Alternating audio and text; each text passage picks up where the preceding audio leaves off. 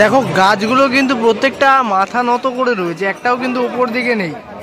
মানে বুঝতে পারছো, রাধাকৃষ্ণের চরণ পাওয়ার জন্যই কিন্তু এই গাছগুলো এরকম ভাবে নত হয়ে থাকে। চলে আসলাম যমুনা নদীর তীরে।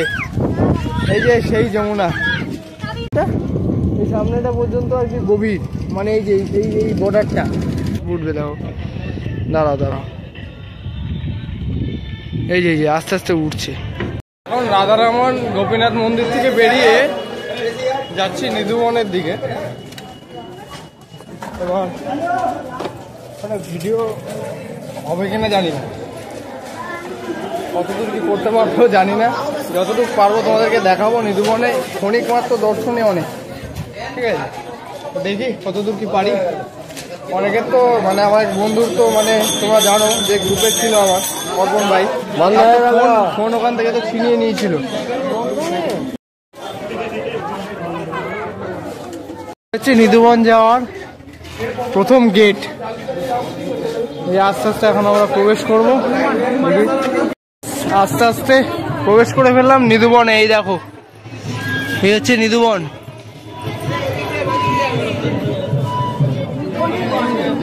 আস্তে আস্তে প্রবেশ করে ফেললাম নিধুবনে। চলো আস্তে আস্তে 500 মিটার এরিয়া নিয়ে এটা, এদিক দিয়ে ঢুকে তারপরে এদিক দিয়ে তারপর বেরোবো, ঠিক আছে, এরকম যেতে হবে। চলো, এটা এরকম সেট করা রয়েছে, সাইড নিয়ে একটা সাইড নিয়ে তারপর যেতে হবে, একটা সাইড নিয়ে তারপর যাচ্ছি। চলো চলো, এগো এগো, দাঁড়িয়ে দাঁড়াবা না কোথাও। দেখো এই যে পুরো পুরো বৃন্দাজি।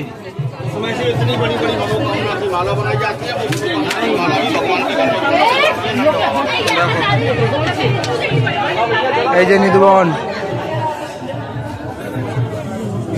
এই দেখো সামনে আবার এরকম গাছ, গাছ কিন্তু কাটা হয়নি, এরম ভাবেই রয়েছে, এরম ভাবেই বানানো, সেটটাও এরম ভাবেই তৈরি।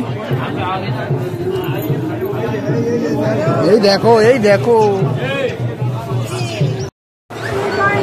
আস্তে আস্তে দেখাতে দেখাতে নিয়ে যাচ্ছি।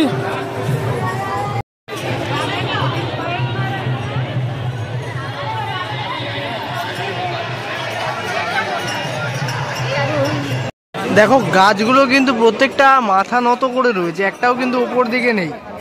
মানে বুঝতে পারছো, রাধাকৃষ্ণের চরণ পাওয়ার জন্যই কিন্তু এই গাছগুলো এরকম ভাবে নত হয়ে থাকে। কোনো গাছের মাথা কিন্তু তোমরা উঁচুর দিকে তোমরা দেখতে পাবে না। এই যে ভেতরেও তোমরা দেখতে পাচ্ছ, এই যে একটা ছিল, এই যে এরকম বেঁকে রয়েছে, দেখতে পাচ্ছ।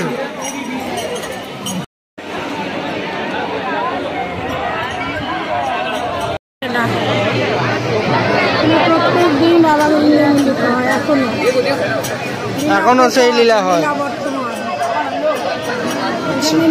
কেউ থাকতে পারে না। আচ্ছা,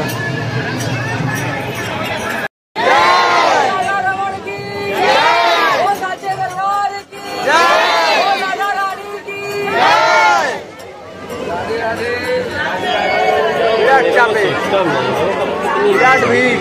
দেখো এই জায়গাটা পুরো একদম জ্যাম হয়ে গেছে, সামনেটা ওই জায়গায় মনে একটা মন্দির আছে, ওই জায়গাটা পুরো একদম জ্যাম হয়ে গেছে। দেখো পেছনটা দেখো,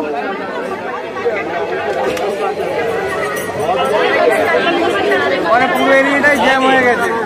আস্তে আস্তে ছাড়ছে, একটু একটু একটু করে এগেছি আর কি, পিঁপড়ের মতো নিধুবনের মধ্যে দিয়ে। এই জায়গাটা অনেকটাই গরম আছে, মানে বাইরে ঠান্ডা ঠান্ডা হয়ে যায়, এই জায়গাটা এরকম শেডের মধ্যে বদ্ধ অবস্থায় রয়েছে, ভীষণ আর কি গরম। এই যে গ্রিন শেড পুরোটাই এরকম ভাবে।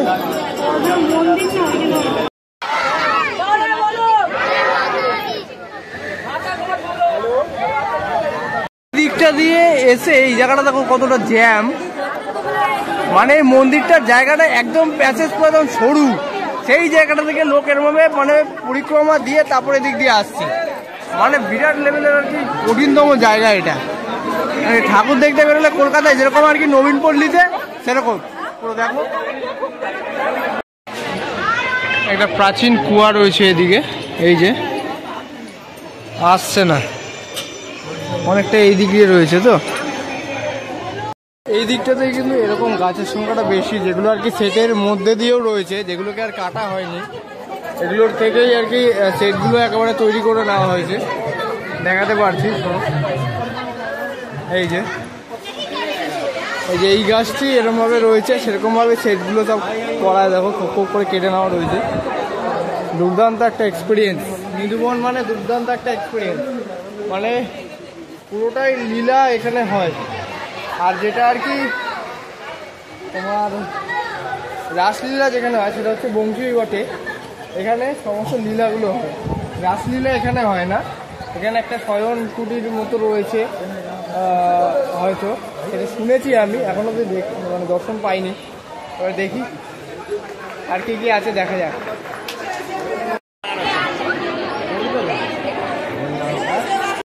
নিধুবন পরিক্রমা শেষ, এদিক দিয়ে আসলাম, এখানে এখন শেষ।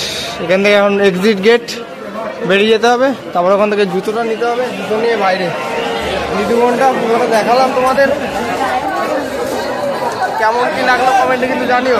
এখনো প্রেম মন্দির কিন্তু দেখানো বাকি, বুঝলে, প্রেম মন্দির এখনো দেখানো বাকি। এখন যাবো প্রেম মন্দির, চলো দেখি কতক্ষণ কি লাগে।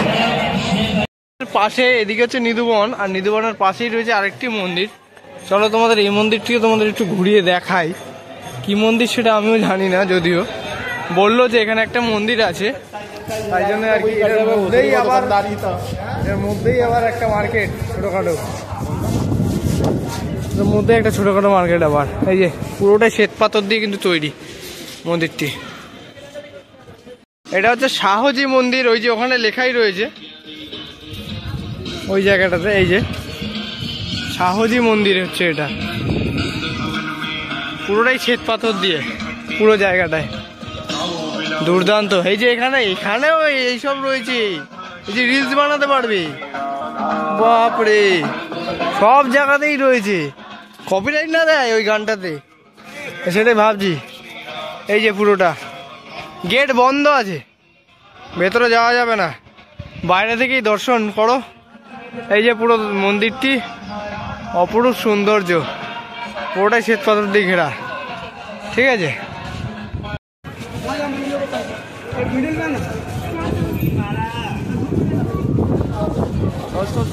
মন্দির যাওয়ার আগে এই গরমে আর বাঁচতে পারছি না, মানে সকালবেলা যেমন ঠান্ডা, এই দুপুরবেলা ততই গরম।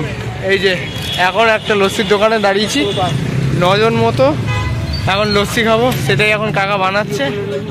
এই যে প্রসেসটা, এই যে 9 জন পর একদম গ্রুপটা, ঠিক আছে। লস্যি খাই, দেখি কেমন কি। 50 টাকা এরকম গ্লাস, মাটির গ্লাস, দেখি কিরকম কি হয়। আমাকে একটু দে ভাই, মরে যাবো। এই ভাই দে।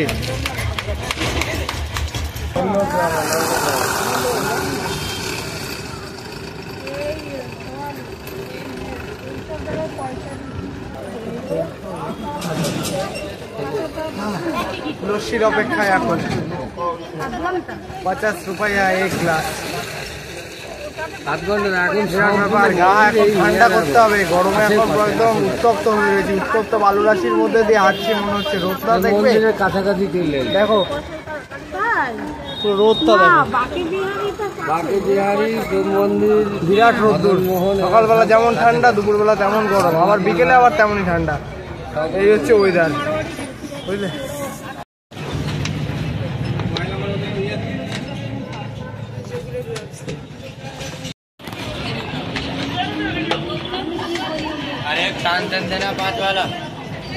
ফাইনালি এখন হাতে লস্যি চলে আসলো, এরকম গ্লাসের মধ্যে, ডিজাইনিং গ্লাস।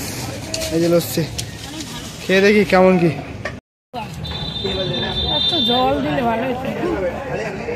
দারুণ ঘন, কিন্তু 50 টাকা অনুপাতে হেভি।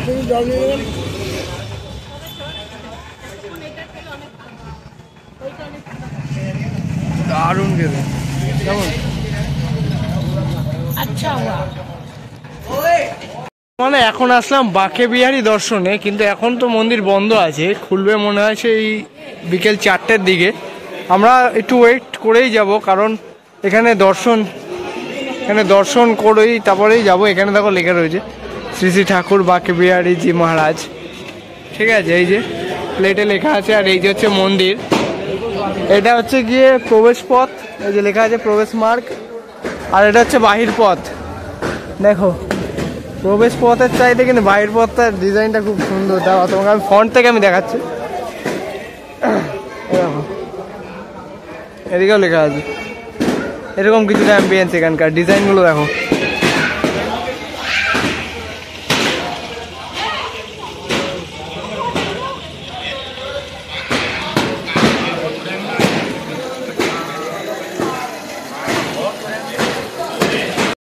দর্শনের জন্য আমাদের অল টোটাল গ্রুপ দেখো এখানে ওয়েটিং লিস্টে বসে আছে। দেখো ওয়েটিং লিস্টে অল টোটাল গ্রুপ এখানে কিন্তু বসে রয়েছে 10 জন। শুধু আমাদের মতো না, এখানে অনেকেই কিন্তু বসে রয়েছে শুধু বাকি বিহারি দর্শনে। এই যে হচ্ছে এন্ট্রি গেট, প্রবেশদ্বার মার্গ, নিকাশ বর্জিত। টেবিল এখানে দেওয়া রয়েছে। দর্শন কা সময় সকাল 7:45 থেকে 8:45, 12টা বাজে তাক। আচ্ছা, সকালবেলা 7:45 থেকে 12টা, আর 4:45 থেকে 1টা, মানে রাত 1টা পর্যন্ত এটা খোলা থাকে।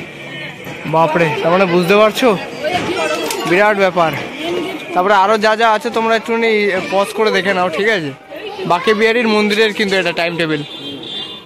বাঁকে বিহারী মন্দিরের খোলার টাইম সেই 5টা, তাই ওখান থেকে বেরিয়ে এখন চলে আসলাম যমুনা নদীর তীরে। এই যে সেই যমুনা, এই যে পুরো যমুনা, এটা যমুনা নদী। চলো একেবারে সামনে থেকে দেখাচ্ছি। এখানে কিন্তু আবার বোটিংয়ের ব্যবস্থা আছে। এই যে কেউ যদি চাও এখানে এসে কিন্তু বোটিং করতে পারো। কত করে কি আমি জানি না, যেরকমভাবে তোমরা করতে পারো। পুরোটা এরিয়া নিয়ে কিন্তু রয়েছে বোটিং করার জন্য। কিন্তু এই যে সেই যমুনা, কালো জল, সেই বুঝতে পারছো কতটা সুন্দর। এদিক দিয়ে আমরা আসলাম, আর এই যে বোটগুলো ঠিক এরকম বোট, এরকম যাবে।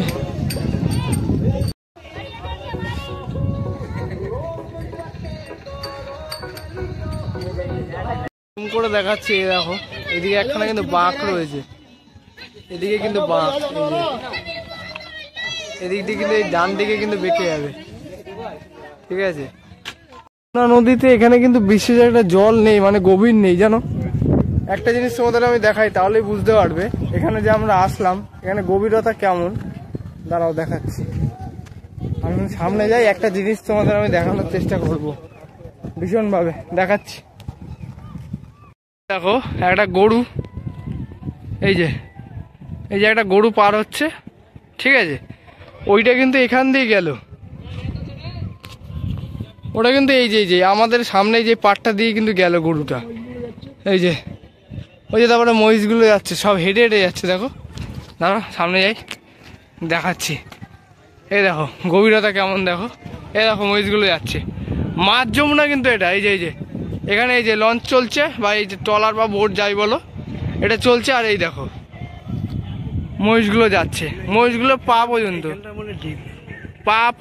পা গুলো আর কি শুধু দেখো, মনে হচ্ছে না সমুদ্রের উপর দিয়ে হেঁটে হেঁটে যাচ্ছে। এই যে দাঁড়া, এই যে মনে হচ্ছে না সমুদ্রের উপর দিয়ে হেঁটে হেঁটে যাচ্ছে, দেখেছ কোনখানটা?